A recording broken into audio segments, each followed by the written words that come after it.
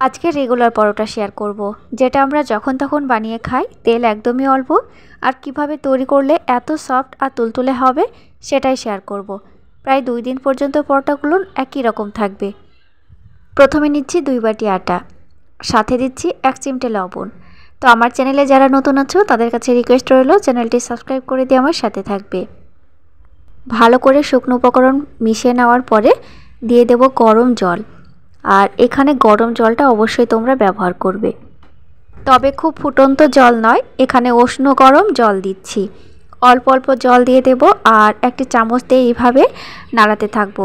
এখন হাত দেওয়া যাবে না, যেহেতু জলটা ভীষণ গরম। খামির করব না, তবে খামির করার মতোই জলটা দিয়ে ভালো করে আগে নাড়াচাড়া করে নিতে হবে। তেল একদমই অল্প লাগবে, আবার ছোট থেকে বড় সকলে এই পরোটাগুলো খেতে পারবে, ভীষণ সফট হয়ে থাকে।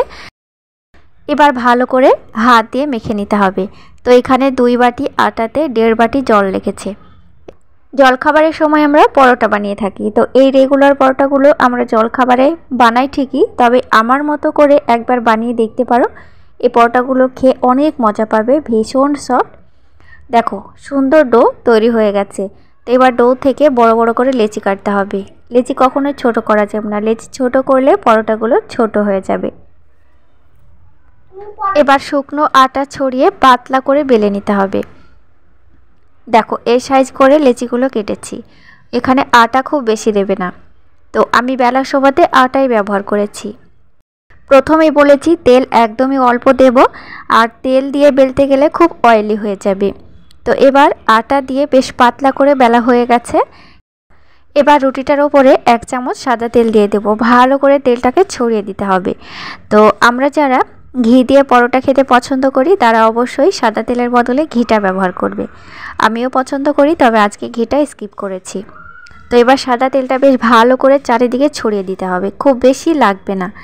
আমি এখানে চা চামচের প্রায় 1 চামচ মতো নিয়েছি। রুটিটার ওপরে তেলটাকে ভালোভাবে ছড়িয়ে দেওয়া হয়ে যাবে, তখন হালকা করে একটু আটা ছড়িয়ে দেব, ঠিক এইভাবে। আটাটা খুব বেশি দেবে না, হালকা পরিমাণে একটু ছিটা দিতে হবে আটার।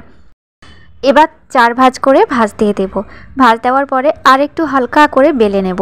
আমি আজকে 3 কোণ করে পরোটাগুলো তৈরি করছি, তোমরা যে কোনো শেপ দিয়ে তৈরি করতে পারো। অনেক ধরনের পরোটা শেপ দেওয়া যায়, যার যেরকম ভালো লাগবে সে সেই রকম শেপে তৈরি করবে। এই পরোটাগুলো সাইজে একটু বড় করলে দেখতে বেশি ভালো লাগে। দেখো ফ্রেন্ডস, 2 বাটি ময়দা থেকে এখানে প্রায় 7 থেকে 8টা মতো পরোটা তৈরি হয়েছে। তো চলো এবার পরোটাগুলো ভেজে নিই। আর এই পরোটাগুলো ভাজতে যদি দেরি হয় তাহলে অবশ্যই পাতলা কাপড় দিয়ে ঢেকে রাখবে, নইলে শক্ত হয়ে যাবে। তো এবার একটি ফ্রাই প্যান নিয়েছি, ফ্রাই প্যানে হালকা পরিমাণে একটু সাদা তেল দিয়েছি, খুব বেশি দিইনি, তোমরা একটু লক্ষ্য করলে দেখতে পাবে কতটা পরিমাণে তেল দিয়েছি। একটু তেলের ছিটা দিতে হবে আর হালকা করে এপিট ওপিট করে ভাজতে থাকতে হবে, খুব পুড়িয়ে ভাজতে যাবে না, তাহলে দেখতে ভালো লাগবে না। একটু হালকা আঁচে ভাজতে হবে। দেখো বন্ধুরা, পরোটাগুলো দেখে কেউ কি বলবে যে এগুলো আটা দিয়ে তৈরি? তো আটা দিয়ে এই সুন্দর পরোটাগুলো আশা করি বাড়িতে একবার হলেও তোমরা ট্রাই করবে। এই পরোটাগুলো আমরা যে কোনো আইটেমের সাথে পরিবেশন করতে পারবো। তো দেখো এক এক করে সব কটা পরোটা ভেজে নিয়েছি।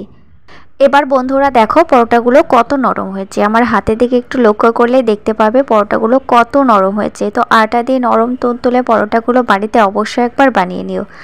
আর কেমন হয়েছে আজকের রেসিপিটি আমাকে কমেন্টের মাধ্যমে অবশ্যই জানিয়ে দিও। ভালো লাগলে চ্যানেলটি সাবস্ক্রাইব করে দিয়ে পাশের বেল আইকনটি অবশ্যই প্রেস করে দিও, যাতে নতুন নতুন রেসিপি ছাড়ার সাথে সাথেই তোমাদের কাছে নোটিফিকেশন সহজেই চলে যায়। ফিরে আসছি আবার নেক্সট এপিসোডে। Thank you.